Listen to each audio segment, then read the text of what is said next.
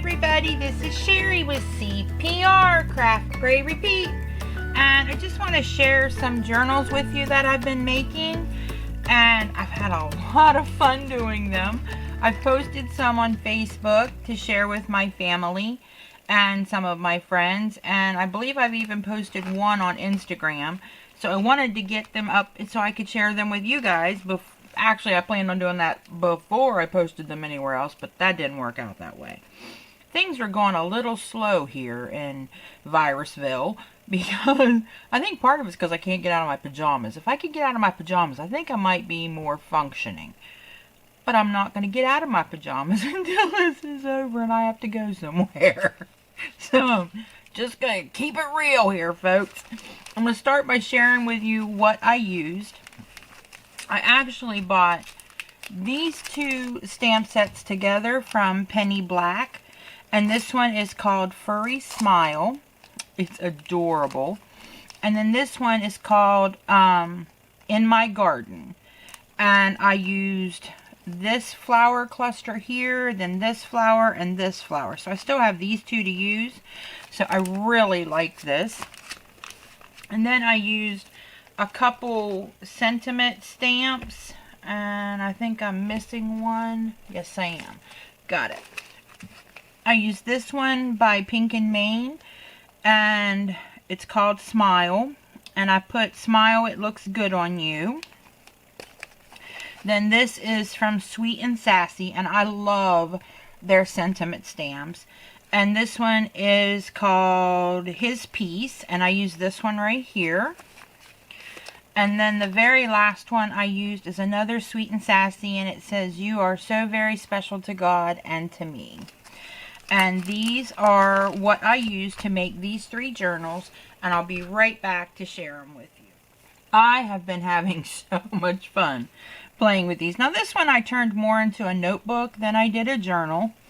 And here's where I used the Smile, It Looks Good on You. I used these two inks, and I watercolored all of these journals. And for the Smile, It Looks Good on You, and the Bear, I stamped in the Vintage Sepia VersaFine ink, and then everything else I stamped in the VersaFine Onyx Black ink. And these are waterproof inks, so you can use them when you watercolor. You can't use them for Copics, but you can use them for any water-based ink. So I just colored it up with my Tim Holtz Distress inks, which is again what I used for my watercoloring on all of these. I used my We Are Memory Keepers cinch. I used a silver binding ring for that one. And I'll show you on the next one. After I had already done this one and completed it, I got some pink binding rings in the mail, which would have looked really cute with the pink on this one, but I'm okay with it. And like I said, I turned this one more into a notebook. I've got some extra thick copy paper. It's not cardstock, and it's not the thin copy paper. It's a really nice quality, and this is a 5x7 panel. I cut the paper at 5 inches wide by 6 3/4, because when it hangs down from the binding ring, it actually meets up with the 5x7 top. So it works out well to cut it 1/4 of an inch smaller. And so this is the first one. I absolutely loved it. I did my black glaze pen and my white gel pen on his eyes, and then just did a little bit of blue. I think it's Broken China is what I used to go around the edge, just to kind of fade it up into the white up here, and absolutely loved it. I used my white gel pen down here for the polka dots on the package, and it says For You, and the little bear looks like it's kind of popping out of the corner, which is what I mean, that's how the stamp is made to be, and I love it. And it's a good size. It's one of their 3x4s, but the stamp itself is actually like about 3.5 inches tall. Now you can see here on the stamp, he actually comes, I'm not sure if it's showing up well, he comes with a birthday hat, and I didn't want that, so I just masked it off and then inked it and then stamped it and got it without the hat. Because I think when you do that, it gives you a little more flexibility. I mean, it could be a birthday if you want it and put the birthday hat on it. But without it, it just looks like you're giving a gift to a friend. And so I really like that one. And that is the first one that I made. Here is the second. And these are the pink binding rings I was telling you about. I wasn't able to get the exact pink here as I did here. And you can see there's a glare on this. That's because I put a piece of acetate on it. And I'll flip it to the back so you don't see the glare. But I was trying to think of a way to protect the watercolor image on the front. And so you can't laminate watercolor because it has to be able to breathe. So I thought I could put a sheet of acetate on it and still protect the front, but still give it room to breathe and work. But here are the pink rings that I used. Again, watercolored it all up with my Tim Holtz Distress inks and my Distress markers. Then put the sentiment here in the center. Now this one I cut a little bit shorter because I wanted to try to round the corners. And I like the look of the rounded corners, but then you don't have quite as much paper to write on. And let me see, I think it was... Actually, I cut it at 4.5. And now, mind you, remember I said if you cut it at 4 3/4, it comes straight out to the edge. So I would have had to have rounded all of these pages, and I really didn't want to do that. So my daughter says she likes the other ones better that go clear to the edge, but I really like it. Again, it's a 5x7. These are the flowers from the Penny Black stamp. And then I just cut my acetate to fit, and it goes back over top, and it protects the panel. So if you're touching it and you've just had something in your hands like a cold drink or whatever, you don't risk, you know, smudging or damaging the watercolor. And I didn't think of it till later on. So these ones are like this. Now I could probably take them apart and put one on. But for the notebook, I'm not going to worry about that because once somebody's done with the pages, it's not like it's a book they're going to keep. But these are the first two. I've got one more to share with you using that same stamp set, so I'll be right back. Alright, here is the third one using the Penny Black. Again, I used my Tim Holtz Distress inks. Now here's the acetate sheet. I'm going to go ahead and take that to the back so that it doesn't give you a glare. And I used my gold rings on this one.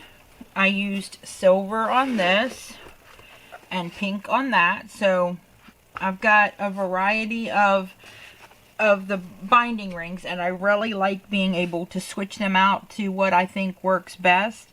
Now I didn't have all of them at the beginning, so I was so tickled because I love how the gold here, the gold rings match the gold centers on the flowers.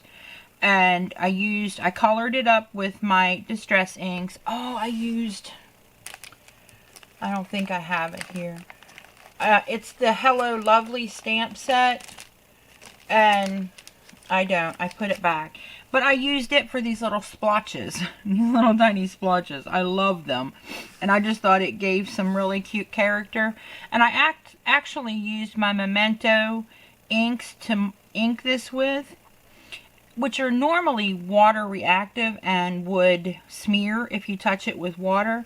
But I think, I am no expert, but I think because this paper is so porous and soaks in, that it soaked the ink down into the paper and it didn't smear when I went over. I mean, I watercolored the entire notebook pink, and you can see that the little dots and stuff did not smear at all. And then there's my, my sentiment, you are so very special to God and to me. And then again, I filled this with that heavyweight copy paper for somebody to journal on. I've got a piece of lightweight chipboard here on the front to make the cover nice and sturdy. And then heavyweight chipboard here on the back, so that it gives, you know, the notebook a lot of support in case someone wants to hold it and write or whatever. And then here is my acetate sheet. But absolutely love how this one turned out as well. I have had so much fun making these. I've got some more that I'm making, and a few more that I've got done that I'll share in another video, so this one's not like forever too long. And so this is what I've gotten done so far. I absolutely love how they turned out. Let me see if I move that this way and we don't get the glare quite as bad. There we go.